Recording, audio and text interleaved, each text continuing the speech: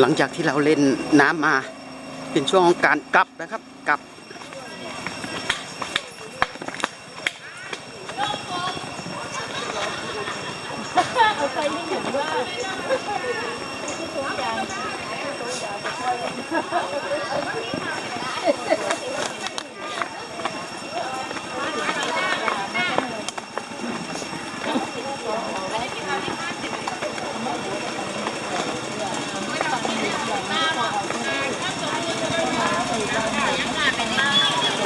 อย่างหน้าแล้วมันเกิดจริงจัง สวัสดีค่ะ จากไหนมาไหนจะไปไหนคะ ต้มอ่ะสวัสดีค่ะ ไปใส่เนื้อมาแล้วค่ะ ไปกินข่าวยี่ห้อข้าวต้มจีนค่ะพี่กินข่าวยี่ห้อไงที่เป็นหลายตัวมันว่าอยากถ่ายรูปก็พอหนิงก็สิ่งแต่ว่า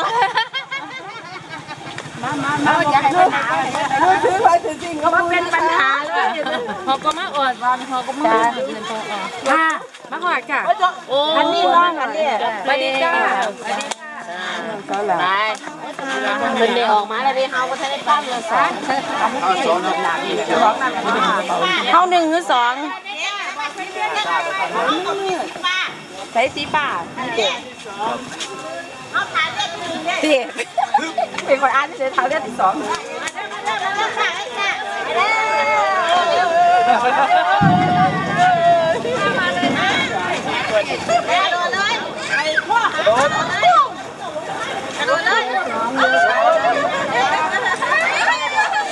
เราบ้างเลยจิเมียหนาวบ้างนี่เก็บหูเลยป่ะเอาคุยแอบจะลงมาจังหนึ่งโอ้ยลงมาพร้อมกันก็ไม่ได้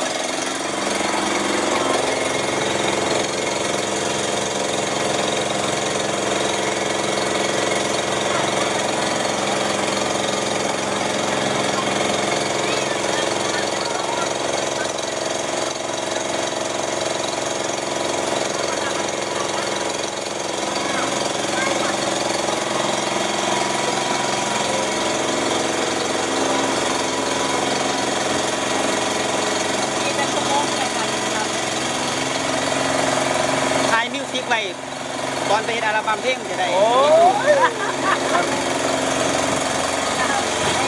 ใช่โดดถ่ายด้วยกันหมดเลยถ่ายยาววิดีโอตั้งซื้อเพลงมาไหนตั้งซื้อเพลงไว้ไหนครับล่องเรือหายไง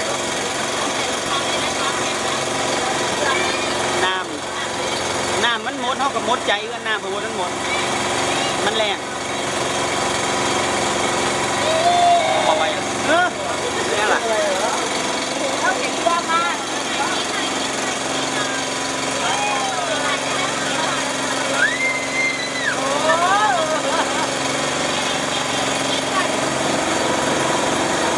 เรือเปล่า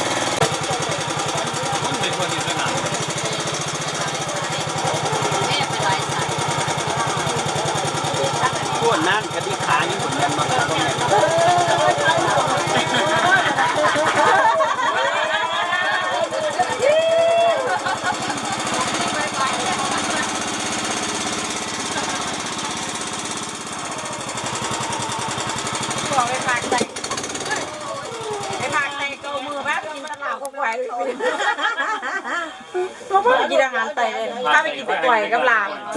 โอ้ยไปผู้เจ็บไปกินอะไรกินนั่นก็บ่แซ่บนี่ก็หมูไปเที่ยวผู้เจ็บตักไตไปกินลาบก็บ่แซ่บดอกโอ้ยจะไปบ่ถึงร้านแม่นอยู่ลูกไปร้านมันแซ่บจะไปร้านนั้นขาไปตักมาเลยไปอยู่เก่าหมู่ไปกินเที่ยวไปกินร้านนึง น้ำคือจะมาน้ำไปหาดอกนี่ สนใจอย่างเลยว่าไอ้นะก็เลยไปอยู่กับพี่ปู่ใส่ได้แล้วรองเท้าโอ้ผู้เดียวเลือกเอาได้ เดินไปกินเลยกินเลยกินได้ทะเลกินเลยแล้วเราก็กลับมาด้วยความปลอดภัยแล้วเราก็เตรียมเข้าสู่ที่พักแล้วเราก็กลับมาด้วยความปลอดภัยด้วยความเป็นห่วงพอยานล่มบัดนี้แท้มันนอนกันดีขาอยู่พี่ อย่ามาหาเราสนุกรอมาถ่ายรูปเลยส่งมาเลยนั่งไปนั่งกัน ใช่เสื้อคนอาบน้ำเนาะเอามา